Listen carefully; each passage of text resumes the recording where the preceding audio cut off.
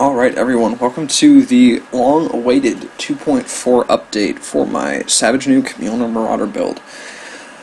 So I'm going to talk about what 2.4 really did to this character, and then the changes I've made, and then just generally how the build is. I haven't played this character an exceedingly large amount this patch because I've been focusing on the Essence League, but I've made sure to get everything working, and I want to kind of tell you guys what I've done.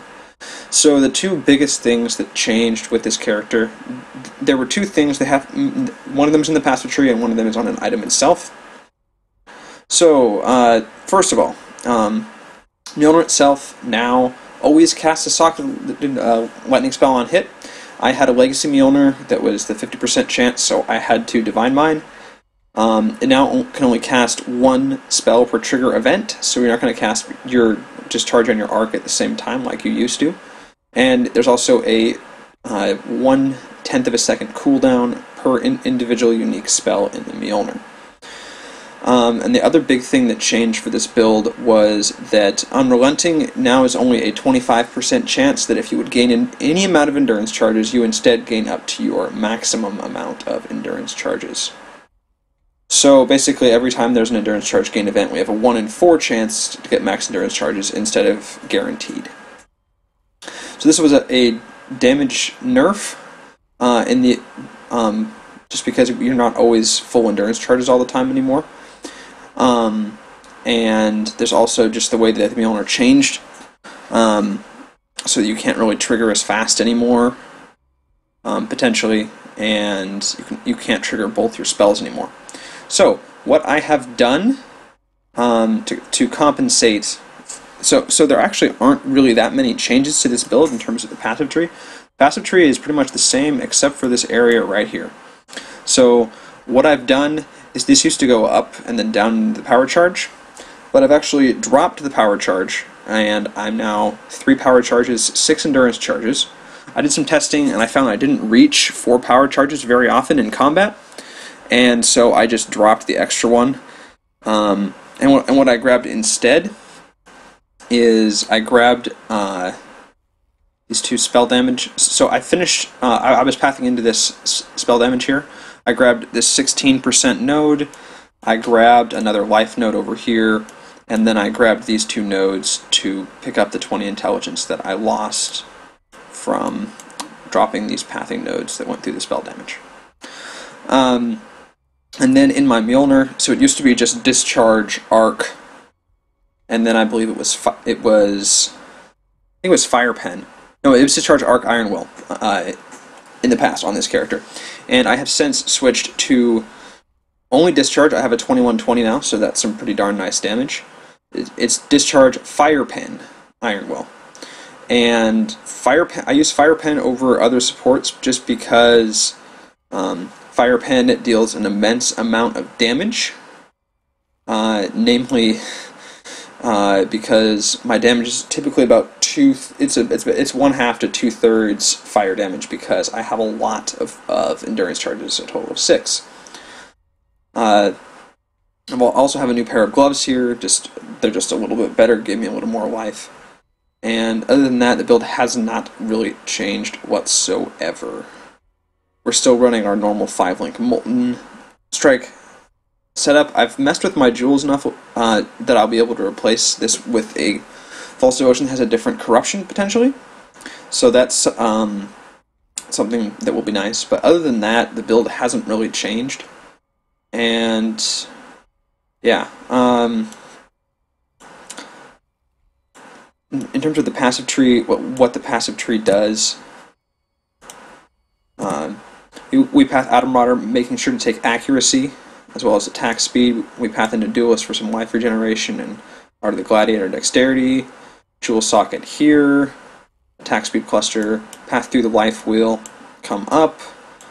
There's another Jewel Socket here. Then we path into Witch for a lot of spell crit, AoE damage, flask effect nodes, life, spell crit, spell damage. And then we path over and around into Templar. We've got spell crit, life, elemental damage and penetration, Jewel Socket, life, extra endurance charge, area effect damage, attack and cast speed and spell damage, attack and cast speed and accuracy, life, regeneration with stats, yada yada yada yada. In terms of bandits, what you want to do with this character, you want to get life, and you want to get attack speed, and then you want to get an endurance charge. That's Oak, Creighton, Oak is what you want to do. There's 4 core unique items that this build uses. Obviously, there's Mjolner itself. There's Romir's Banquet, which generates our power charges when we don't crit, i.e. by attacking. And then we have False Devotion, which whenever our power charges are expired or consumed, i.e. with discharge, we gain endurance charges, which make our discharge do more damage and also heal us because of the 100 life gain per endurance charge lost from Kingsguard. Other ways that this build will trigger the Mjolnir include counterattacks. We have Vengeance and Reckoning. Any hit with the Mjolnir counts as something that will proc it, so the counterattacks can proc it, as well as the enchant on my gloves, Decree of Fury, can also proc it. Another way this build generates power charges is by Herald of Thunder hits. This just adds more damage and extra lightning damage, and it's pretty powerful. We use Blasphemy Elemental Weakness, and we also use Arctic Armor. And our movement skills are Leap Slam and Shield Charge linked with Fortify and faster attacks. Other support skills include a Lightning Golem for more attack and cast speed, and Blood Rage to attack faster and gain the occasional Frenzy Charge. Our cast when damage taken is cast when damage taken linked with Immortal Call, increased duration, and then a Vortex. Vortex is chosen here because it applies a long duration AoE chill effect, and that is a powerful defensive tool that stacks well, potentially with your Arctic Armor, which reduces incoming damage. Now, this character has Legacy Surgeon's Flasks. You do not need these, and the non-Legacy ones can also function quite well, but if you have the Legacies like this build does in Standard, that's fine. Something that's optional that you can do for Aziri, I don't actually need to do this anymore, but you can swap a Sathos Frame for your shield, which I like to use spell shields. I look for spell damage and spell crit and life on them, and then I typically will look for an open suffix to craft strength. And yeah, but if you want a Saphals, Saphals is a great choice if you want to make things just roll a little easier. For terms of recommended offhand things to level gems in, I highly recommend having a Haku Wand or a Haku Weapon that gives some amount of quality to support gems, and you can socket Enlighten, Enhance, and Empower in it to make them get experience faster. And yeah, that's about it for terms of best offhand things. It used to be that Katarina's it used to be that Enlighten gave gems increased experience rather than reducing mana multiplier, so you could put it in a Katarina wand to make other things level faster, but I haven't changed that.